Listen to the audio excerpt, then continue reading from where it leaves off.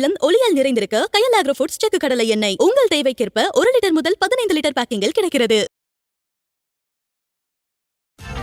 Welcome to Imperfect Show Finance. நிஃப்டியை பொறுத்த வரைக்கும் 58 புள்ளிகள் சரிஞ்சு 25,227 முடிவடைஞ்சிருக்கு. சென்செக்ஸை பொறுத்த வரைக்கும் 173 புள்ளிகள் சரிஞ்சு 82,227 முடிவடைஞ்சிருக்கு. வாங்க நம்ம பொருளாதார விமர்சகர் நாகப்பன் சார் இதை பத்தி டீட்டெயிலா பேசலாம். சார் வணக்கம். வணக்கம் சிபி. எஸ் சார், இன்னைக்கு மார்க்கெட்டை பார்க்கறதுக்கு முன்னாடி பொருளாதாரத்துக்கான நோபல் பரிசு அறிவிக்கப்பட்டிருக்கு. ஆமா, யாருக்கு கிடைச்சிருக்கு, எதற்காக சார் வழங்கியிருக்காங்க? இதுவும் ட்ரம்புக்கு கிடையாது. அதாவது 3 பேருக்கு கொடுத்திருக்காங்க. ஜோயல் மொக்கிர் அப்படின்னு, பேர்களை சரியா உச்சரிக்கிறேன் நினைக்கிறேன். Joel Mokyr, Philippe Aghion Aghion and Peter Howitt அப்படிங்கிற இந்த 3 பேருக்கு நோபல் பிரைஸ் கொடுக்கப்பட்டிருக்கு, பொருளாதாரத்திற்கான நோபல் பரிசு. அது எதுக்கான காரணம் அப்படின்னு பாத்தீங்கன்னா அவங்க சொல்றது, அவங்களுடைய இதுல சொல்லியிருக்குது வெளியீட்டுல, for having explained innovation driven economic growth. பொருளாதார வளர்ச்சிங்கிறது ஒரு தொழில்நுட்பம் சார்ந்த புத்தாக்கம், புதுமையான கண்டுபிடிப்புகளை சார்ந்து ஒரு பொருளாதார வளர்ச்சி இருக்குது அப்படிங்கிறதும், ரொம்ப குறிப்பா அவர்களுடைய they are known for the theory of sustained growth through creative destruction. sustained growthங்கிறது உங்களுக்கு தெரியும், ஒரு நிலையான வளர்ச்சி, ஸ்திரமான வளர்ச்சி தொடர்ந்து இருந்துகிட்டே இருக்கணும் அடுத்தடுத்துன்னு. ஆனால் அது ஒரு கிரியேட்டிவ் டிஸ்ட்ரக்ஷன் மூலமாக இருக்கும் அப்படின்னு சொல்றாங்க. டிஸ்ட்ரக்ஷன்ங்கிறது அழிவு. ஒரு ஒரு தமிழ்ல எனக்கு கரெக்டான வார்த்தை கிடைக்கல, பட் கிரியேட்டிவ் டிஸ்ட்ரக்ஷன். அதுக்கு ஒரு உதாரணம் நான் சொல்லணும், நான் புரிந்து கொண்ட வகையில் நான் சொல்றேன். உதாரணம் என்ன அப்படின்னு பாத்தீங்கன்னா, முன்பெல்லாம் ஃபிளாப்பி டிஸ்க்னு ஒன்று இருக்கும். அதுலதான் நம்ம அதுக்கு முன்னால நோட் புக் எழுதிக்கிட்டு இருந்தா அதை ஃபிளாப்பி டிஸ்க்ல ஸ்டோர் பண்ண ஆரம்பிச்சோம். அந்த ஃபிளாப்பி டிஸ்க் பெரிய டிஸ்க சின்ன டிஸ்கா மாத்தினாங்க. அந்த டிஸ்க்ல இருந்து அதுக்கு பிறகு அது ஸ்டோரேஜ்ங்கிறது மாறி உங்களுக்கு அதுக்கு முன்னால டேப்ல எல்லாம் இருந்தது. அதுக்கு பிறகு உங்களுக்கு சிடி ராம்ல வந்தது, சிடி டிரைவ்ல. அதற்கு பிறகு சிடி ராம்ல இருந்து பென் டிரைவுக்கு இப்ப கிளவுடுக்கு போயிருச்சு. இது ஒவ்வொன்று வரும் பொழுதும், ஒரு புதிய கண்டுபிடிப்பு வரும் பொழுது ஒரு பழைய கண்டுபிடிப்பு அழிகிறது. இதன் மூலமாக ஒரு பொருளாதார வளர்ச்சி ஏற்படுகிறது.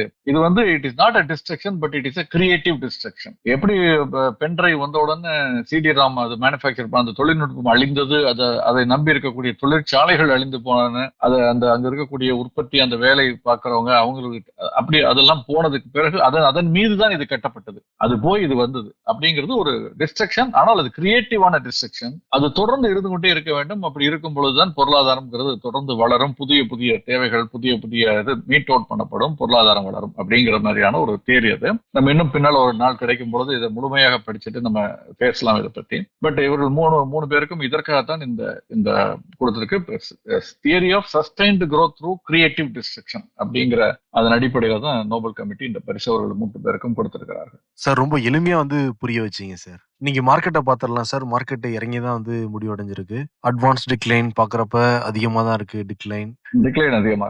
ஆமா, 52 வீக் ஹை ஈக்குவலா தான் இருக்கு. அப்பர் சர்க்கியூட் லோயர் சர்க்கியூட் ஈக்குவலா தான் இருக்கு. எப்படி சார் இதை புரிஞ்சுக்கிறது? கரெக்டா சொன்னீங்க. அப்பர் சர்க்கியூட் லோவர் சர்க்கியூட் சமமா இருக்கு, கிட்டத்தட்ட 52 வீக் ஹைலோ சமமா இருக்கு. டிக்ளைன் அதிகமா இருக்கு. அப்படிங்கிறப்ப சர்டன்லி புல்லிஷ்னஸ் இல்ல. இண்டெக்ஸும் 58, இந்த நிப்டியுமே இறங்கி இருக்கு.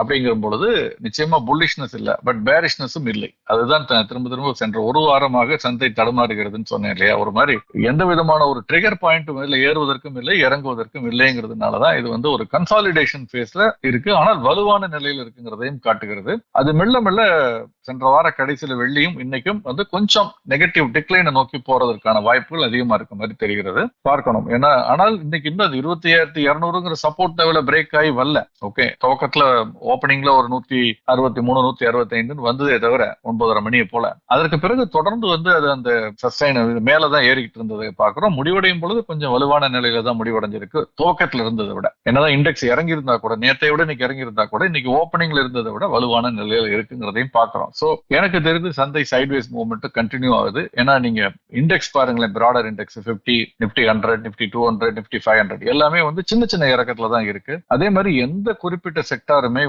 ஒரு கணிசமான ஏற்றத்திலோ அல்லது கணிசமான இறக்கத்திலோ எதுவுமே இல்ல.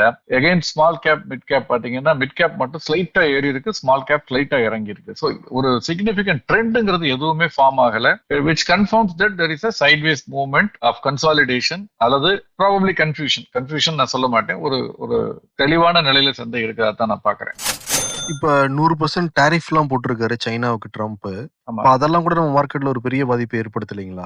இல்ல அது வந்து நவம்பர் 1 இருந்துன்னு சொல்லியிருக்காரு. அதுக்குள்ள அவர் என்ன மாத்துவாரா மாத்த மாட்டாரான்னு தெரியல. அவர் சொல்லியிருக்கிறது வந்து சைனா வந்து ரேர் எர்த் மினரல் சம்பந்தமான சில கட்டுப்பாடுகளை கொண்டு வந்ததுக்கு எதிரா அவர் வந்து அதுக்கு ஒரு பதிலடியாக அவர் இதை பண்ணியிருக்காரு அப்படின்னு சொல்றாரு. பட் என்னன்னா ஒரு லெவலுக்கு மேல இதை பத்தி யாரும் கவலைப்பட போறது இல்லை. நீங்க 100க்கு மேல 150 போட்டா என்ன, 200 போட்டா என்ன, எப்படி அந்த ரேஞ்சுக்கு அந்த டேரிஃபுக்கு வியாபாரம் நடக்க போறது இல்லை. அப்படிங்கும் பொழுது அதை பத்தி பெரிய அளவுல சந்தை வந்து எடுத்துக்காது. பட் இருந்த போதிலும் அவர் அனௌன்ஸ் பண்ண உடனே சில அந்த காலகட்டத்துல சில மாறுதல்கள்லாம் சில விஷயங்கள் இருந்தது. உதாரணமா வந்து யூஎஸ் மார்க்கெட் வந்து இப்ப அப்கோர்ஸ் இப்ப நம்ம டெரிவேட்டிவ் யூஎஸ் மார்க்கெட் ஃபியூச்சர்ஸ் பாத்தீங்கன்னா ஏறி இருக்கு. 1% மேல யூஎஸ் மார்க்கெட் பாசிட்டிவா தான் இருக்கு, அதை பாக்குறோம். பட் அன்னைக்கு பாத்தீங்கன்னா காப்பர் வந்து பலத்த அடி வாங்கியது. சென்ற வார கடைசியில காப்பர் 4% வீழ்ச்சியை சந்தித்தது.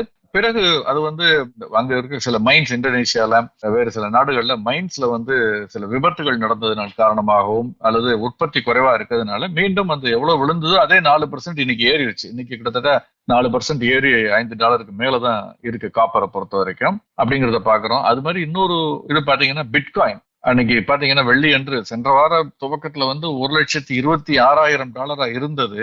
சென்ற வார கடைசியில 1,10,000 கீழே வந்தது. 1,09,000 கூட தொட்டது. அதற்கு பிறகு ஒரு ஏறிப்பு 1,15,000 இருக்குன்னு வச்சுக்கோங்க. பட் அந்த ஒரே நாள்ல பாத்தீங்கன்னா $10,000 மேல் வீழ்ச்சியை சந்தித்தது.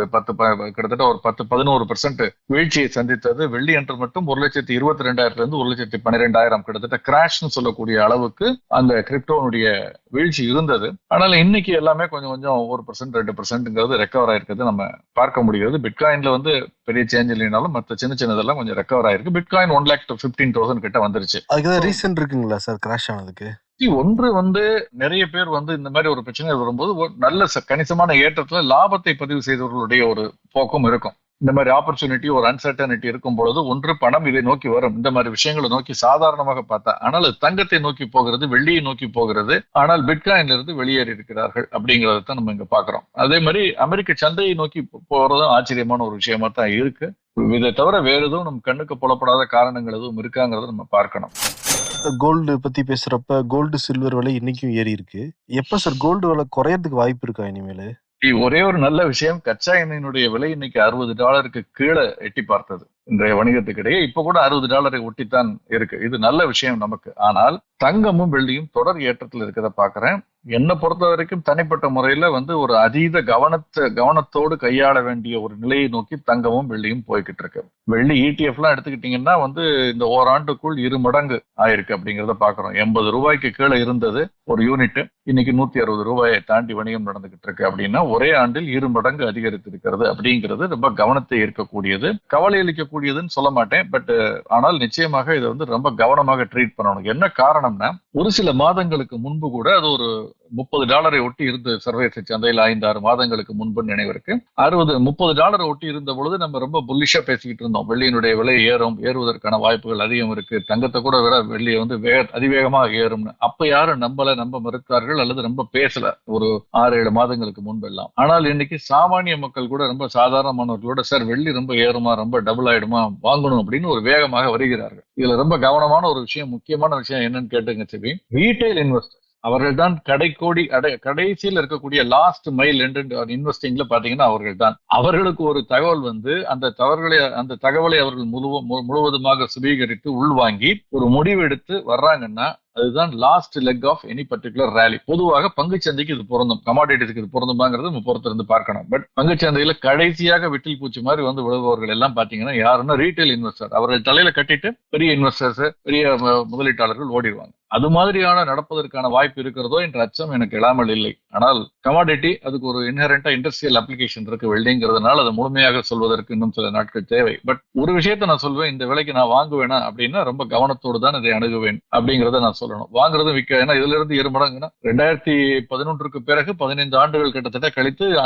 அந்த உச்சத்தை தொட்டிருக்கு. இப்ப அதை உடைச்சு கிளியரா வெள்ளியும் போயிருக்கு, இன்னைக்கும் போயிருக்கு. அப்படின்னா டெக்னிக்கலி பாத்தீங்கன்னா இது புல்லிஷ், எக்ஸ்ட்ரீம்லி புல்லிஷ். வெள்ளியை பொறுத்த வரைக்கும் குறிப்பாக சொல்லலாம், தங்கம் அப்படிதான் இருக்கு. 1% 2% இன்னைக்கு ஏறி இருக்கு. Technically very bullish. டெக்னிக்கலி புல்லிஷ்ங்கிறப்போ வந்து ஒட்டுமொத்த மக்களும் இதை வந்து ரொம்ப புல்லிஷா பாக்குறாங்க, வாங்குறாங்கிறத காட்டுது. ஃபண்டமெண்டல்ஸுக்கு அதுக்கு சம்பந்தம் இல்லை.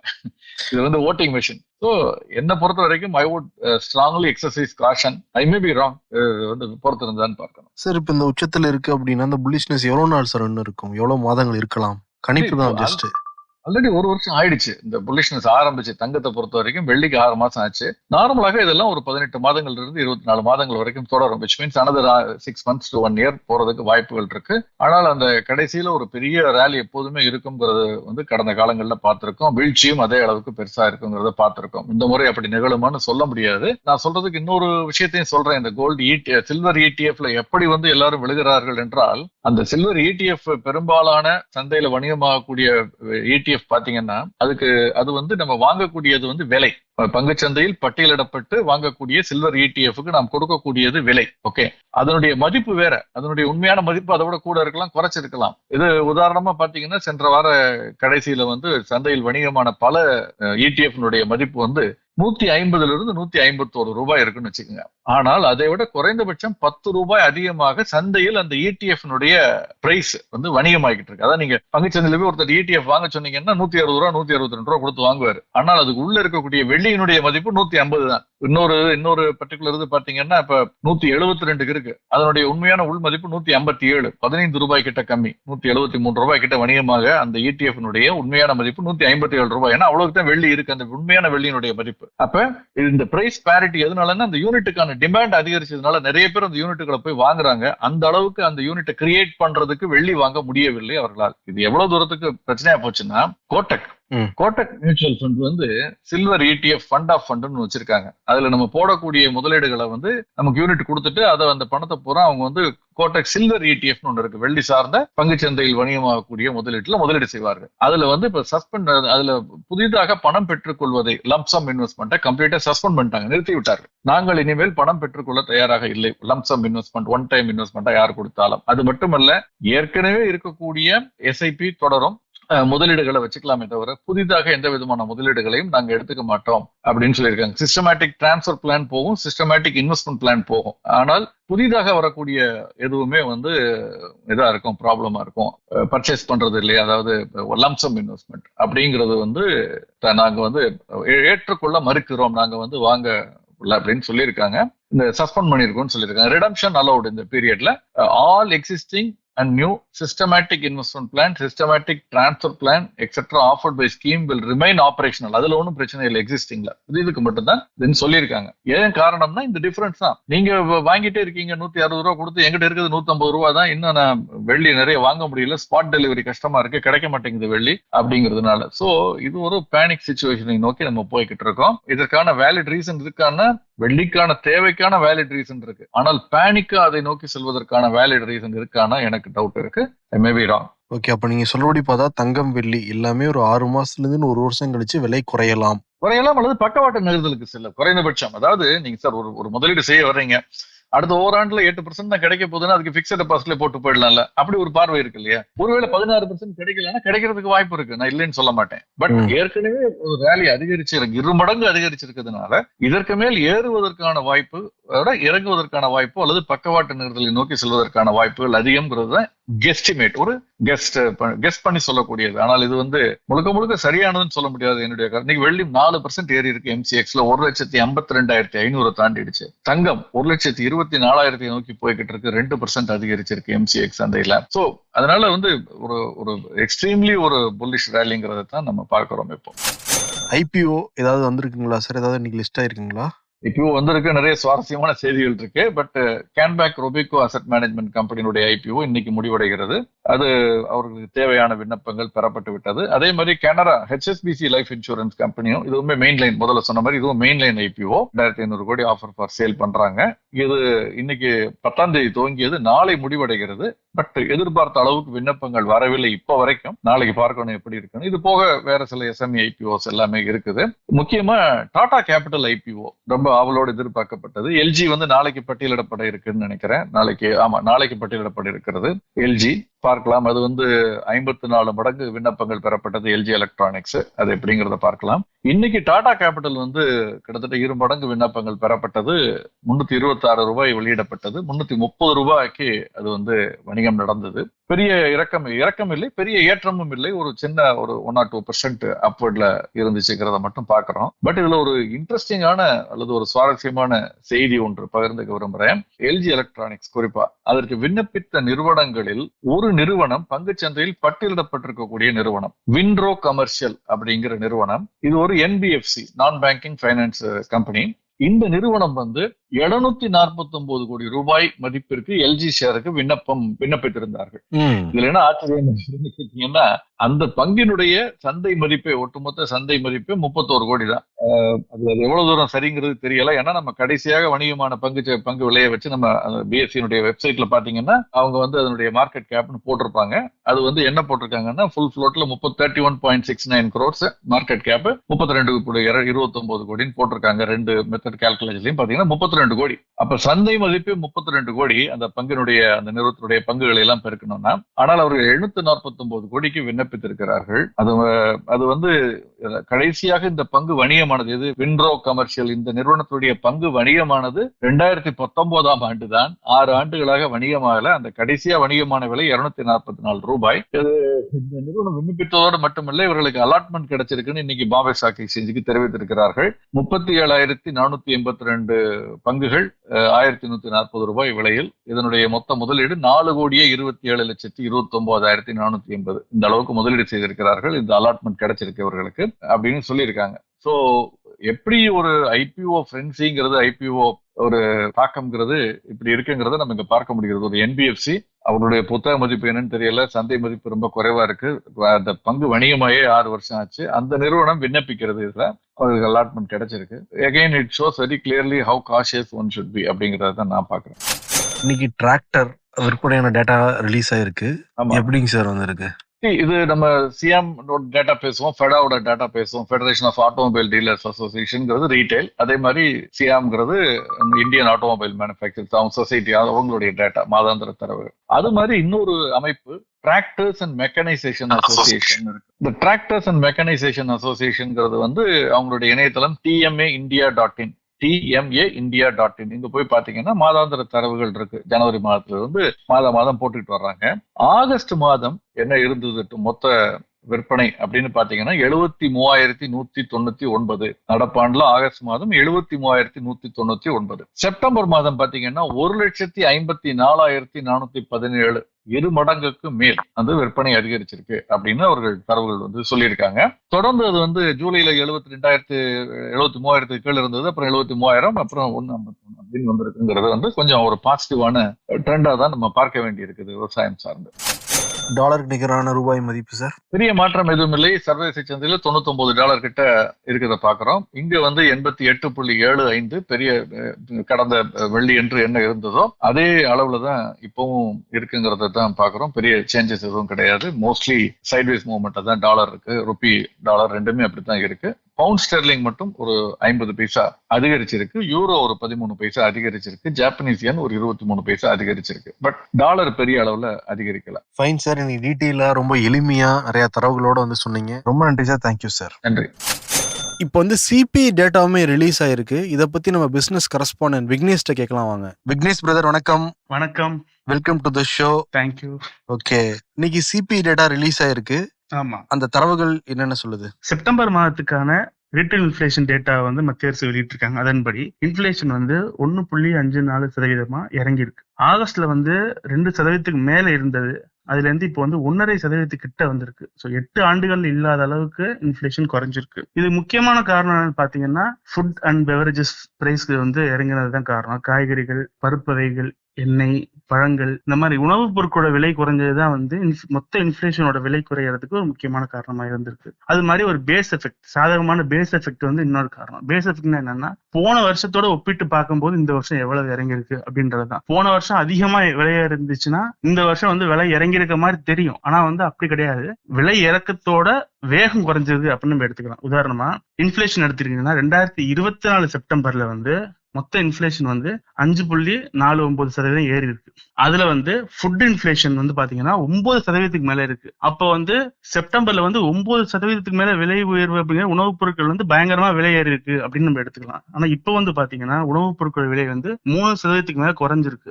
அப்படின்னா விலை குறைஞ்சிருக்கு அப்படின்னு நம்ம எடுத்துக்க முடியாது. போன வருஷம் கண்ட ஏற்றத்தை விட இந்த வருஷம் கம்மியா தான் ஏறி இருக்கு அப்படின்னு எடுத்துக்கலாம். உதாரணமா போன வருஷத்துக்கு ஒரு மழைக்காலத்தினால உணவுப் பொருட்களோட சப்ளை வந்து பாதிக்கப்படுது, காய்கறிகள் பழங்களோட விலை உயருது அப்படின்னு எடுத்துக்கிட்டா அதனால வந்து பயங்கரமா தக்காளி இந்த மாதிரி பொருட்களோட வந்து விலை வந்து பயங்கரமா அதிகரிச்சிருக்கும். இப்போ வந்து அந்த மாதிரி இடையூறுகள் எதுவும் இருந்திருக்காது அப்படின்றதுனால விலை வந்து ஸ்டேபிளா இருந்திருக்கும், பெரிய ஏற்றமும் இறக்கமும் இருந்திருக்காது. அதுக்காக விலை குறைஞ்சிருக்கு அப்படின்னு அர்த்தம் இல்ல. போன வருஷத்தோட ஒப்பிடும் போது விலை ஏற்றம் வந்து அந்த அளவுக்கு இல்ல, ஓரளவுக்கு ஸ்டேபிளா இருக்கு அப்படின்னு அர்த்தம். சோ ஒப்பீட்டளவுல தான் இந்த விலையேற்ற இறக்கம் அப்படிங்கிறது. ஓகே விக்னேஷ், ரொம்ப ஒரு சின்ன நேரத்துல அழகா வந்து தகவல் வந்து பரிமாறிக்கிட்டீங்க. தேங்க்யூ. தேங்க்யூ.